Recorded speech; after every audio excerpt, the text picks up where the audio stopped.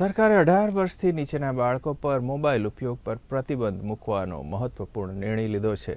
ત્યારે આ નિર્ણય બાળકોના અભ્યાસ, આરોગ્ય અને આદર્શ જીવનશૈલી માટે સહાયક બનશે। વાલીઓએ આ નિર્ણયને વધાવતા કહ્યું કે આ પગલાંથી બાળકો મોબાઈલની આડઅસરોથી બચશે અને શિક્ષણમાં વધુ એકાગ્રતા અપનાવશે। વિદ્યાર્થીઓએ પણ આ નિર્ણયને પોઝિટિવ રીતે લીધો અને જણાવ્યું કે હવે અભ્યાસ અને શારીરિક પ્રવૃત્તિઓ પર વધુ ધ્યાન આપી શકીશું, જે અમારા ભવિષ્ય માટે જરૂરી છે।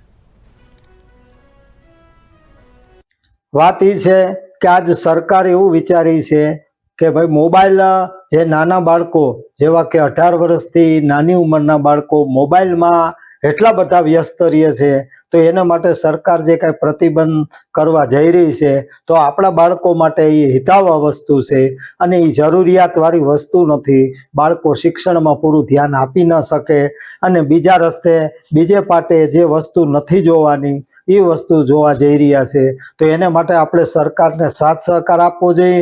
આપણા બધાના હિત માટેની વસ્તુ છે।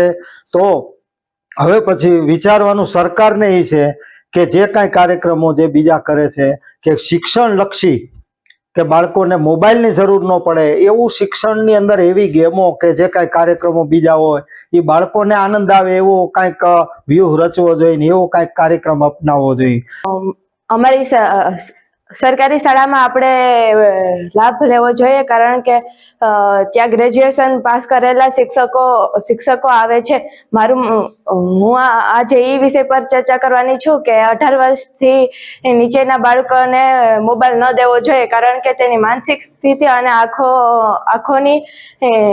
આંખોની દ્રષ્ટિ નબળી પડી જાય છે અને તે આખો દિવસ બહાર શારીરિક રમતો રમવાની બદલે ઘરમાં બેસીને મોબાઈલ જ જોયા કરે છે। એટલે મારું એવું નિવેદન છે કે 18 વર્ષથી બાળકોને મોબાઈલ તો આપવો છે, પણ થોડો વધારે ના આપવો જોઈએ, જેથી તેની માનસિક અને આંખોની દ્રષ્ટિ નબળી પડે છે। મારું એવું કહેવાનું છે કે સરકારી સ્કૂલમાં ભણવું એક લાભ જ છે। ત્યાં અમારી શાળામાં ગ્રેજ્યુએશન કરેલા શિક્ષકો છે।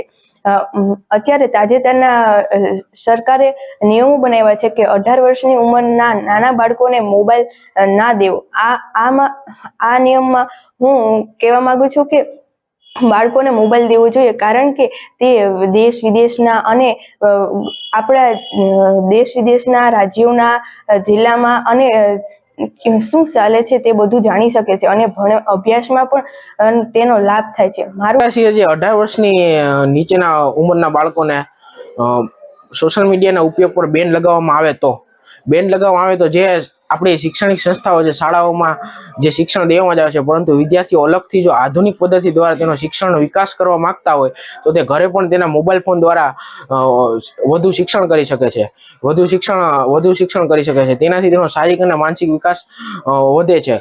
તો મોબાઈલ ફોનનો એવું નથી કે સોશિયલ મીડિયાનો ઉપયોગ માત્ર ખરાબ જ થાય છે। સોશિયલ મીડિયાનો ઉપયોગથી આપણે ઘણી એવી છૂટેવો છે જે સોશિયલ મીડિયાના ઉપયોગથી આપણે આપણો શારીરિક માનસિક વિકાસ, ભૂતકાળની કારકિર્દી ને બધું ઘણું એમાં વધારાનું આપણે ઉમેરી શકીએ છીએ। મોબાઈલથી આપણું જીવન ઘણું સરળ બન્યું છે। તેમાં આવેલી એપ્સના કારણે આપણે કોઈ પણ વસ્તુનું આદાન પ્રદાન કરી શકીએ છીએ। જ્યારે કોઈ પણ વ્યક્તિનો સંપર્ક કરવો હોય તો ટૂંક સમયમાં તે વ્યક્તિ સાથે આપણે થોડા સમયમાં સંપર્ક કરી શકીએ છીએ। કોઈ માહિતીને એક જગ્યાએથી બીજી જગ્યાએ પહોંચાડવી હોય તો તે માહિતી આપણે તે જગ્યાએ પહોંચાડી શકીએ છીએ। આટલું જ નહીં, પરંતુ વિદ્યાર્થીઓ માટે તો મોબાઈલ ફોન વધારે જ ઉપયોગી છે। કોઈ પ્રશ્નો અથવા કોઈ પણ મૂંઝવણમાં તેઓ હોય છે તો તે મોબાઈલ ફોન દ્વારા એને દૂર કરી શકે છે।